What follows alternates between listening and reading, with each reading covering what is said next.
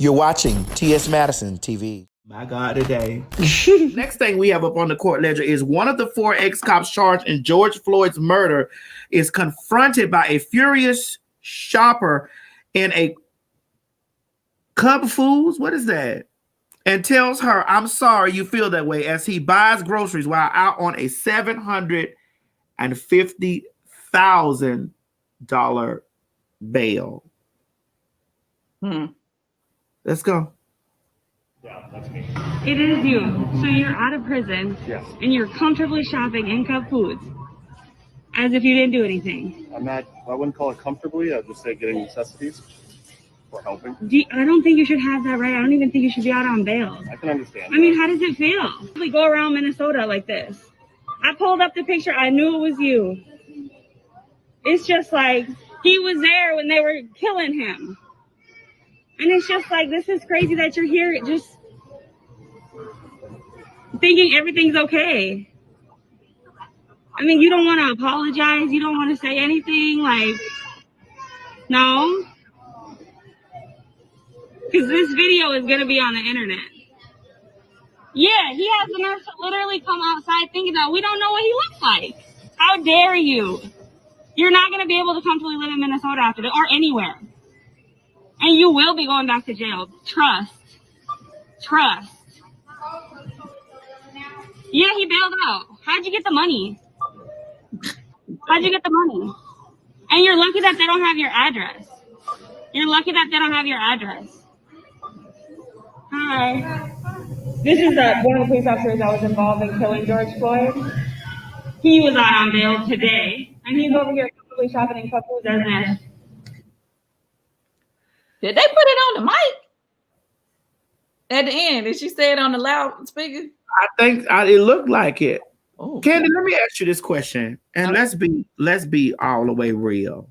Watching that video, just this video, or what he actually did?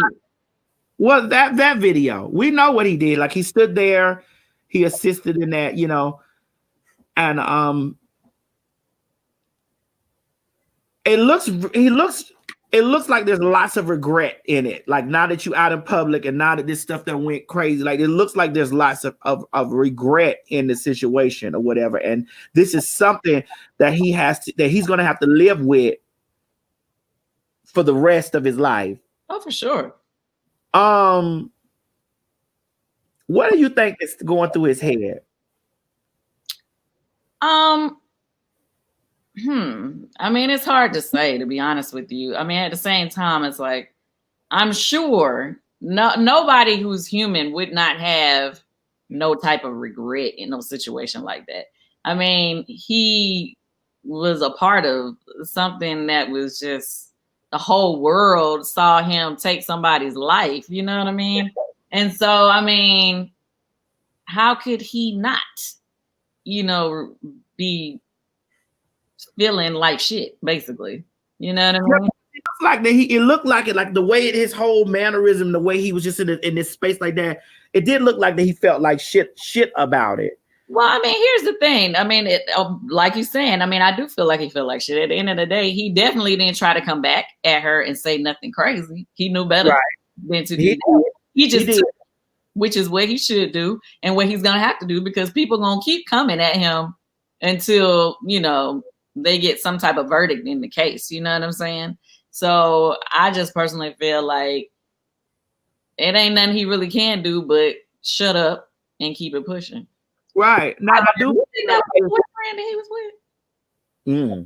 with. That was one of my always was like, child, look at that. Look at this. But he did give me kind of Omer. He did give me that. I mean, I'm not saying that. I don't even want to give me that. When I was looking, now I did read that spirit on him. Now, see, you come on discernment. But here's my thing. Here's the thing, Kandi. What? Do you think that, because his bail was $750,000, and you know, with a bail that high, you got to pay like 15 or 20% of that, like, and put some collateral and all that type of stuff up. Do you think that if they beat that case, because as hard as we out here protesting, as hard as things are we knocking walls down, and as we going hard out here in the paint, there is a possibility that the fucked up, flawed judicial system that we have could let all of those men go. Yes, it is a possibility. So do you think that it's not going to be safe for him, or it ain't going to be safe for those folks? And I do think I that's don't think it's going to be safe for him, but I mean, at the same time, it's like, I was just thinking about the other day, what was the guy that took Trayvon Martin's life? I mean, Zimmerman. Yeah, he's still running around here like he think he cool as a motherfucker, and I can't stand him every time they post something with him. But that just goes to show you that sometimes the law does not work in the favor of which we feel that it should work. You know what I'm saying? And in comparison to how Zimmerman be acting, I felt like this guy, at least, you know, he just was still quiet and let the woman say what she had to say. Zimmerman be out there talking shit to people and, you know, just doing the most, basically. So well, I don't know. Do you think that if they're found not guilty, that America is going to definitely burn down to the ground? I don't know. I really don't know. I mean, because it's just like all this fighting and things that we're doing, it's so many changes is coming through. Look at Aunt Jemima and Uncle Ben's and shit like that. Like the fighting and stuff that we're doing is making noise, and it's making progress. Right now, to turn around and they get a not guilty, like you said, Zimmerman. Mm-hmm. I think it's definitely going to really bust this country in half. I agree. Yeah, because we fucked up now, but they think we fucked up now. If they let them niggas go, this over. So let me ask you this. Now, I ain't no lawyer. But what if they get a guilty on the main guy that was that we saw from the main video that had his Chauvin, right, Craig? I don't know their names. I'm sorry. Yeah, Chauvin. Yeah. Because I didn't even see the other two guys until somebody showed a different angled video later or a picture later that showed the other two guys. But so what if they only got a guilty verdict for him? Because clearly he knew George Floyd, you know what I'm saying? So, but what if the other guys didn't get it? How would you feel then? Well, I don't think we're going for that. Like, black people have really been out here putting their foot down. Like, bitch, this is the last generation that y'all hoes gonna be doing that bullshit too. Right, exactly. And I do feel like that if all of them not guilty and one guilt, it's still gonna crack this country. Like, we already messed up, Kandi, but it's gonna fuck this place up. And I do think that all of them need to serve some type of jail time, you know, or something. I don't think that they should, you know, be able to walk scot-free. And I don't think he should be walking around in the store like that. But I think that our country, listen, I've already said it. Something to eat. He out of jail. So wait. He better send his boyfriend. He better send his boyfriend out there to go get him. He better tell his man to go get him some hummus, girl. Shit. I do feel like that the country is definitely gonna. They're not gonna. George Zimmerman got off. They not finna let these three get off like that. The country is not. It ain't even gonna. It ain't even happening. It's not. Because look what's going on here. Gary Chambers Jr. is an activist in Baton Rouge, and there's a video of him addressing the school board member Connie Burruss-Tucker for shopping during a committee meeting. Listen, black people not playing no more. And I'm really liking what I'm seeing about how black people are really calling these hoes to the mat, Kandi. You get what I'm saying? I'm really happy that black people are really calling these bitches down here to the mat. They not playing about this shit. Run this footage, Mo. Let's see this. So I had intended to get up here and talk about how racist Robert E. Lee was, but I'm going to talk about you, Connie. Sitting over there shopping while we talking about Robert E. Lee. This is a picture of you shopping while we talking about racism and history in this country. Only white members of this board got up while we were up here talking too, because you don't give a damn. And it's clear. But I'm going to tell you what the slaves, my ancestors, said about Robert E. Lee, since you don't know history, sister. Let me tell you that they said when he got the plantation, after he got off the field where 27,000 people died at Gettysburg, Connie, Robert E. Lee was a brutal slave master. Not only did when he whooped the slaves, he said, lay it on them hard.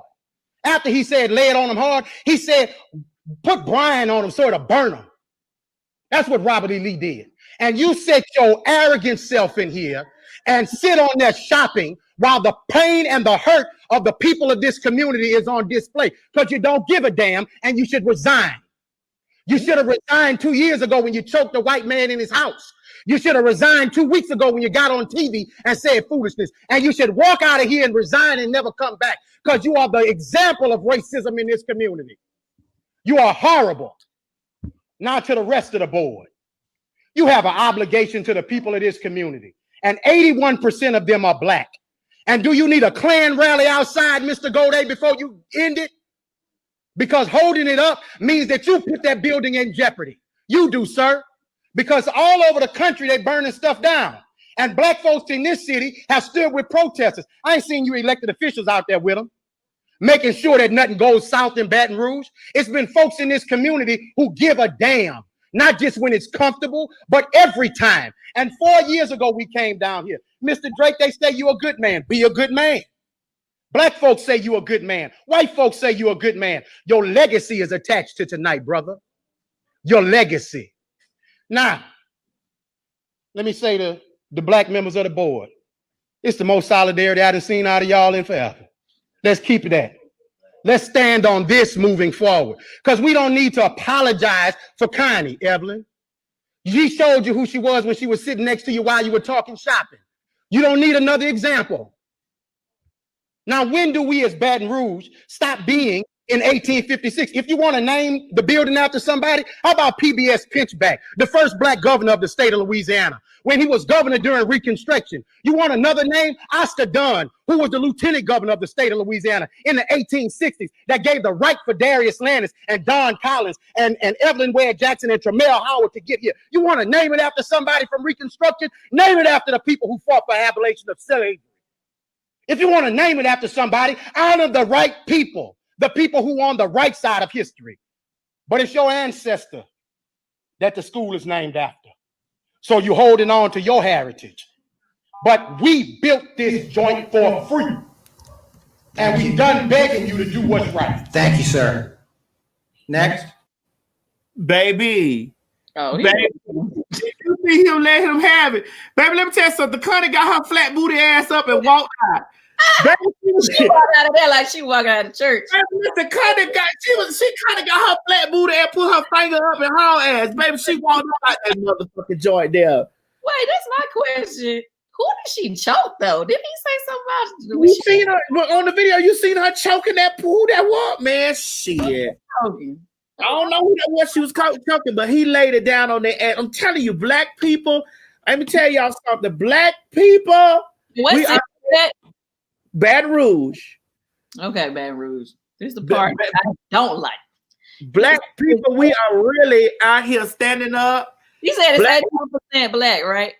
Yeah. They whole school board, everybody in there, all their government and they judges all need to be black because it's enough of them to have voted all black people in position over there.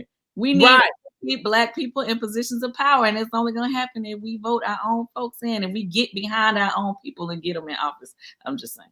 Man, black people ain't fucking off though. Not in this season. I don't know what's going on in 2020. Mm-hmm. Like, you know, we was really peacefully in 2019. 2020, we some radical motherfuckers right now, Kandi, bitch. Black people we ain't fucking off no more.